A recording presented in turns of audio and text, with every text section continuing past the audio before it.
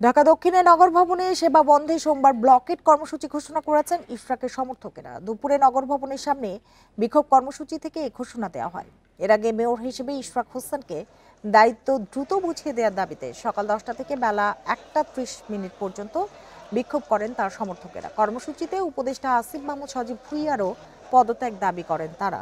আন্দোলনের কারণে বন্ধ ছিল নগর ভবনের সেবা কার্যক্রম। এছাড়া ওই সড়কে যান চলাচলে ব্যাহত হয়।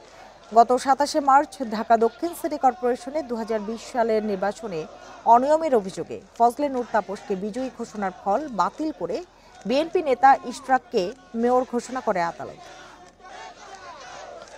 আমাদের ঢাকা মহানগর দক্ষিণবাসীর দাবি একটাই, অচিরে ঢাকার কোর্টের যে রায় হয়েছে এটা বাস্তবায়ন করুক এবং ঢাকার মেয়রের যে শপথ গ্রহণ এইটা বাস্তবায়ন করুক। বিগত সরকারের কিছু দুষ্কৃতিকারী এবং তাদের প্রেতাত্মা কিছু রয়ে গেছে প্রশাসনের মধ্যে, বর্তমান সরকারের মধ্যেও কিছু রয়ে গেছে, তারাই বাধাগ্রস্ত করছে।